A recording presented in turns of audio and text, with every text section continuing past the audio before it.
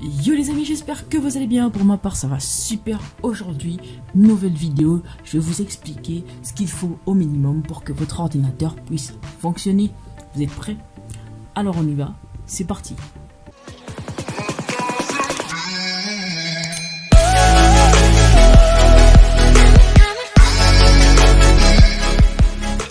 Donc du coup, premier ingrédient, il faut un boîtier.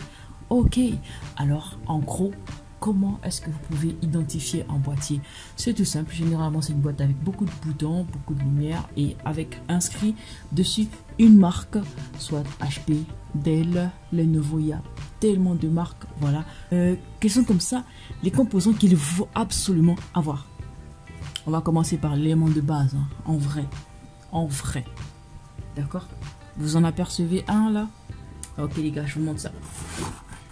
Voilà. Les gars, je vous présente une alimentation. Ouais, c'est à ça que ressemble à une alimentation. En fait, on va pas se mentir, hein, ça c'est une ancienne alimentation, elle est à 230 volts, voilà, qu'elle peut vous transformer en maximum, c'est 230 volts, d'accord. Celle-ci, elle sert à alimenter tout votre ordinateur, tout simplement. C'est-à-dire, cette alimentation permet d'alimenter tout un tas de composants qui se trouveront tous, attendez, je la dégage un peu, posés sur, voilà, vous avez remarqué, c'est pas trop grand.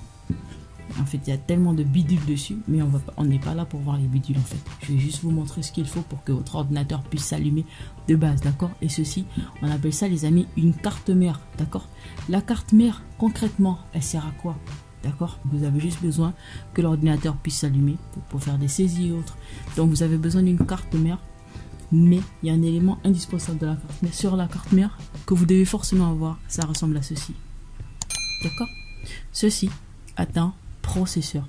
Ce processeur est un ancien modèle, mais à l'intérieur, juste en dessous, il y en a un. Mais je peux pas l'enlever parce que il me manque un composant qui permettrait de le replacer après avoir fait la vidéo. Donc du coup on appelle ça de la pâte thermique, mais en vrai j'en ai pas et on verra ça dans les prochaines vidéos, d'accord? Donc du coup voilà, il faut ce processeur qui va sur cette carte mère juste en dessous de ça, d'accord?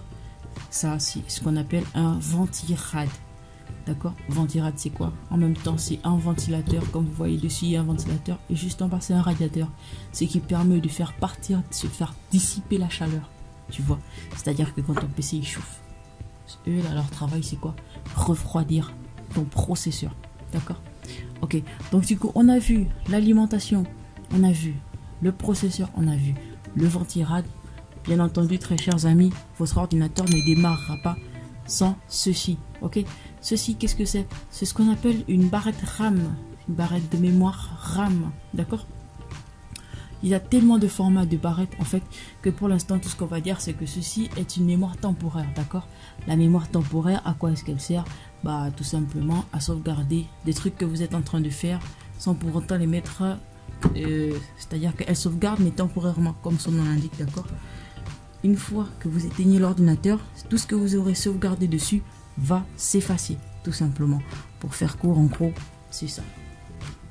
Du coup, ensuite, une fois qu'on a terminé, on a ceci, on a la barrette RAM, on a la carte mère, on a le processeur, on a l'alimentation.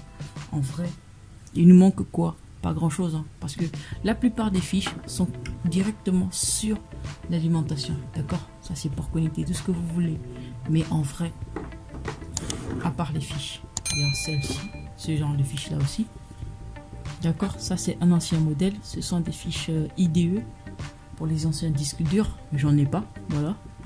Et il y a aussi ce modèle de fiches là, ceux-là sont les plus récents, ce sont les SATA, d'accord?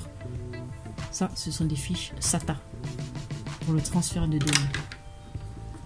Alimentation, il y a aussi une alimentation ou une ou deux fiches d'alimentation SATA ici, donc ce qui veut dire que ce boîtier permet d'alimenter en même temps des disques durs en SATA et des disques en IDE, voilà, c'est ce que je voulais dire.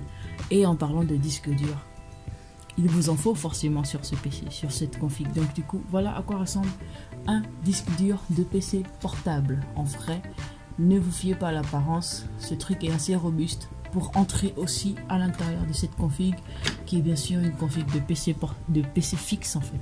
Donc du coup, si vous avez besoin d'un disque dur, que vous avez que ce format là sous la main comme moi à ce moment, bah, vous pouvez tout simplement l'insérer, mais je vais vous montrer en image les deux différents disques durs que vous pourrez utiliser avec la sortie IDE et la sortie SATA, d'accord?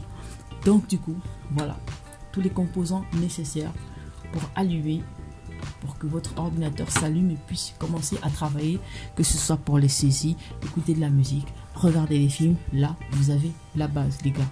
Donc du coup, évitez de vous torturer, les cartes graphiques et tout le reste. Si on vous a dit qu'il faut forcément ça, c'est un gros mensonge, d'accord? Vous avez juste besoin de ces genres de trucs de base pour avoir un ordinateur fonctionnel. J'espère que cette vidéo vous aura plu. Elle n'est pas très touffue. En vrai, pourquoi? Parce que les composants présentés ici sont très simples.